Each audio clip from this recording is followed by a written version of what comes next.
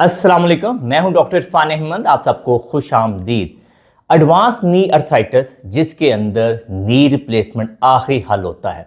बहुत सारे लोग हमारे पास आते हैं और हमसे कहते हैं कि आदो कि नी रिप्लेसमेंट की ज़रूरत है, आर्थोपेडिक सर्जन ने कह दिया है कि इसके अलावा कोई हल नहीं है, लेकिन हमारे पास इतने पैसे नहीं हैं, हमारी अफोर्डेबिलिटी नहीं है कि हम नी रिप्लेसमेंट करवा सके।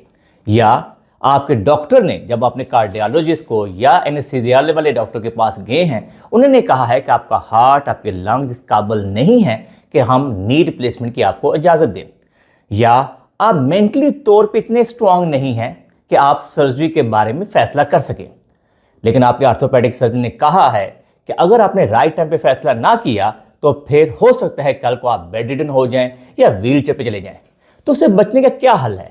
आज हमारे साथ मौजूद हैं डॉक्टर अजमत, जो 84 इयर्स के हैं। माशाल्लाह 10-12 साल पहले उनके आर्थोपेडिक सर्जन से कहा था कि आप नी रिप्लेसमेंट करवाएं, लेकिन उन्होंने अपने लाइफस्टाइल की तब्दीली के साथ एक बहुत ज़बरदस्त सक्सेस स्टोरी हमारे लिए है कि ऐसे लोग जो नी रिप्लेसमेंट की अफोर्डेबिलिटी नहीं रखते, अगर अपने लाइफस्टाइल में तब्दीली रखते हैं, एक्सरसाइजेस करते हैं, तो 84, 85 के 90 ईयर्स के ऊपर भी एक बेहतर चांस ले सकते हैं एक्सरसाइज की मदद से पेन फ्री लाइफ गुजारने में। आइए उनके साथ डिस्कशन करते हैं। जी डॉक्टर साहब, आप बताइए कि कब आपके आर्थोपेडिक सर्जन ने आपको कहा जी कि अब आप नी रिप्लेसमेंट करवाएं? 10-12 साल का और अरसा हो गया है। अच्छा। कि लेफ्ट घुटने में मुझे थोड़ी बहुत तकलीफ शुरू हुई थी।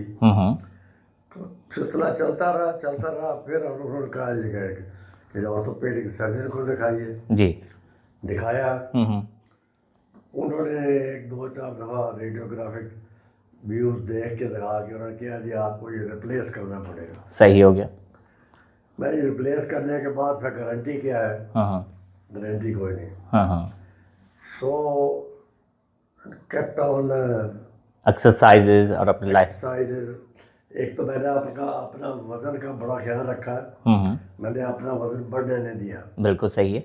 दूसरा है कि किसी ऐसी एक्टिविटी में या ऐसी मूवमेंट में मैं नहीं इन्वॉल्व हुआ जिसमें कि मेरे घुटनों पे या किसी चीज़ पे कोई लोड आता हो। बिल्कुल सही है। तो बस ज़्यादा यही था कि मैंने नमाज कुर्सी पे बैठ के पढ़नी शुरू कर दी। ठीक है जी।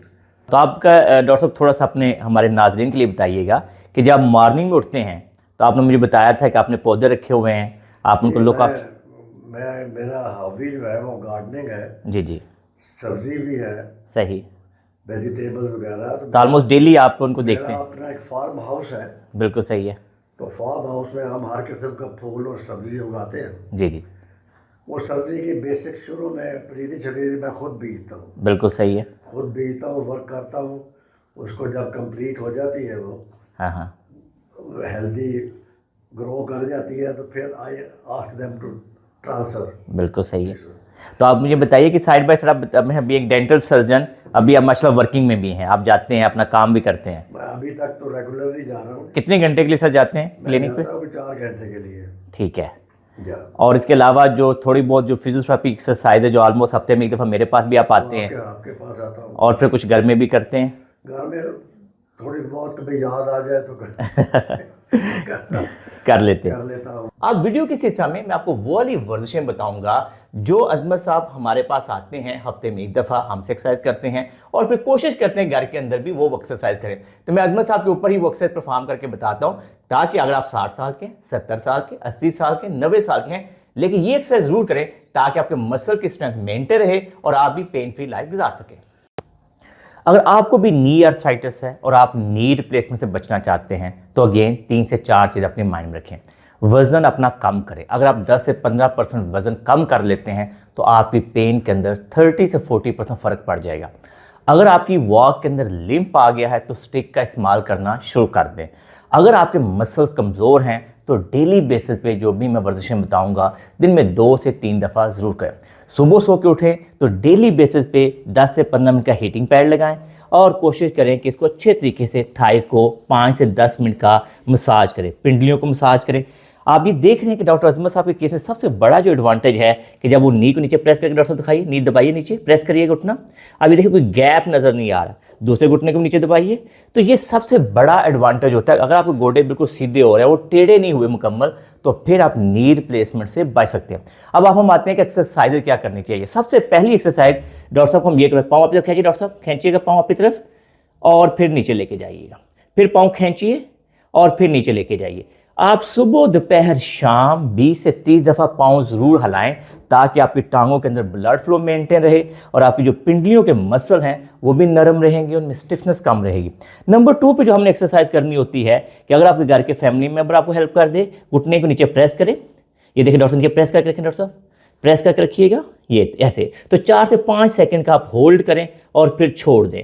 आप घर में करने के लिए छोटा सा टॉवल रोल करें और घुटने के नीचे रख के प्रेस करें। कोशिश करें बारी बारी, आपने नी राइट नी प्रेस करें, फिर लेफ्ट नी प्रेस करें। 10/2 रेपिटेशन के साथ दिन में 2 से 3 दफ़ा करें। नंबर 3 पे डॉक्टर साहब को हम अक्सर देते हैं कि एक टांग को बेंड कर लेते हैं। डॉक्टर साहब इस टांग को अच्छा सा बेंड करिए, पाँव अपनी तरफ खींचिए, घुटने को नीचे दबाइए, टांग को बिल्कुल सीधा ऊपर उठाइए। डॉक्टर साहब सीधा उठाइए टांग को हवा में और यहाँ पे जाके 5 तक काउंट कर लीजिए। 1 2 3 4 5। डॉक्टर साहब के केस में सबसे जो प्लस पॉइंट है क्योंकि वो शिकार खेलते रहे हैं अपनी यंग एज पे, अभी कुछ सालों पहले तक भी वो शिकार खेल रहे थे, तो उनके थाई स्ट्रांग है, मसल स्ट्रांग होने की वजह से वो अभी तक माशाल्लाह सर्वाइव कर रहे हैं। तो आप लोग भी अपने माइंड में रखें कि मसल की स्ट्रेंथ को गेन करके आप नी आर्थराइटिस की पेन से बच सकते हैं। तो ये आपकी नंबर 3 एक्सरसाइज होगी, टांग उठाना। इसको भी 10/2 10/3 रेपिटेशन के साथ करें। इसके बाद दोनों टांगों को बेंड कर लेते हैं और दोनों टांगें बाहर तक खोल लें। आप घर के फैमिली मेंबर के साथ हेल्प ले सकते हैं कि वो आपके थोड़ा सा हल्का सा हाथ रखें और टांगें आप बाहर तरफ निकालें। फिर दोनों टांगें अंदर की तरफ लेके जाएं। इसके लिए आप छोटा सा पिल्लो रख के अंदर की तरफ प्रेस कर सकते हैं, इससे आपके इनर थाई मसल स्ट्रांग हो जाएंगे। इसके बाद अपने हिप्स को लिफ्ट करना होता है। डॉक्टर साहब हिप्स को लिफ्ट कीजिएगा, ऐसे हिप लिफ्ट करके रखिए, लिफ्ट करके रखिए। डॉक्टर साहब उठाइएगा, हिप्स उठाइए, कमर उठाइए, हिप्स हिप्स हिप्स। तो ये थोड़ा हिप्स को लिफ्ट करें ताकि आपके ग्लूट्स एक्टिवेशन हो जाए। देन इसके अंदर डॉक्टर साहब दोनों टांग सीधी कर दें, सीधी कर दें, सीधी कर दें और अपने हिप मसल को स्क्वीज़ करें। हिप मसल, ये देखें, हिप मसल को स्क्वीज़ करें और 3 से 5 सेकंड का होल्ड करें। तो ये बहुत बेसिक और सादा एक्सरसाइज रूटीन है, कोई बहुत मुश्किल काम नहीं है, हर बंदा कर सकता है। किसी के एज के हिस्से में भी आप कर सकते हैं, 90 साल के में 100 ईयर के भी हैं तो आप ये एक्सरसाइज कर सकते हैं। डॉक्टर साहब डेली बेसिस पे ये एक्सरसाइजेस करते हैं। ये 5 से 6 एक्सरसाइज की रूटीन है और आप ये करेंगे तो मैं उम्मीद करता हूँ कि आपके घुटनों की जो पेन है वो कम हो जाएगी, नी की स्वेलिंग खत्म हो जाएगी और हो सकता है कि आप नी रिप्लेसमेंट से भी बच सकें। नेक के लिए भी बहुत अच्छी और सिंपल एक्सरसाइज रूटीन है। डॉक्टर साहब को जब इनके सर्जन मेरी तरफ रेफ़र किया तो हमने इनकी नेक की फिजियोथेरेपी करना शुरू की। हमने नेक की ट्रैक्शन के साथ इनकी नेक के अंदर से जो पेन थी, जो नर्व पे थोड़ी बहुत इंपेजमेंट थी, वो ख़त्म कर दी। और अभी डेली बेसिस पे हमने इनको ये एक्सरसाइज रूटीन दी हुई है कि सर नेक को तो पीछे पुश करें, सर को हल्का सा पुश करते हैं, 5 से 6 सेकंड का होल्ड करते हैं, that is called neck isometric. फिर दूसरी साइड पे बड़े जेंटल सा हम पुश करवाते हैं साइड टू साइड। डॉक्टर साहब बिल्कुल सामने देखते हुए मेरे हाथ को पुश करिएगा। तो मैं नॉर्मली तीनों साइडों पे, फ्रंट पे मैं पुश नहीं करवाता क्योंकि उसमें नेक पे ज़्यादा स्ट्रेन आता है। तो तीनों साइडों पे हम 10/2 रेपिटेशन के साथ 3 to 5 सेकंड होल्ड के साथ नेक स्ट्रेंथनिंग एक्सरसाइज करवाते हैं। डॉक्टर साहब शोल्डर श्रग कीजिए प्लीज़ और आराम से वापस ले जाइए। शोल्डर श्रग कीजिए प्लीज़। तो ये कंधों के लिए बहुत अच्छी एक्सरसाइज है। डॉक्टर साहब कंधों को पीछे लेके जाइए ऐसे, शाबाश, और फिर वापस लेके जाइए। तो ये 5 एक्सरसाइजेज मैं इनको नेक के लिए, शोल्डर के लिए करवाता हूँ। इसके अलावा कुछ फिजियोथेरेपी की टेक्निक्स हैं, वो स्पेशलाइज्ड टेक्निक्स होती हैं जो हम पेन मैनेजमेंट के लिए करते हैं। मैं उम्मीद करता हूं कि आप लोग इस वीडियो की मदद से कम नी रिप्लेसमेंट से जो बचना चाहते हैं वो लाजमी एक्सरसाइज करेंगे। इसके अलावा तमाम वो लोग जिनको नी पेन है वो भी इन एक्सरसाइज को ज़रूर फॉलो करते हैं। मैं उम्मीद करता हूं कि आपको हमारी वीडियो पसंद आई होगी। और आपको ये वीडियो पसंद आई है तो इसको लाइक और शेयर कीजिए, हमारे चैनल को सब्सक्राइब कीजिए और बेल आइकन को जरूर क्लिक कीजिए ताकि आप हमारी नई वीडियोज़ के बारे में आगाही हो। अल्लाह हम सबका हामी नासिर हो। अल्लाह हाफिज़।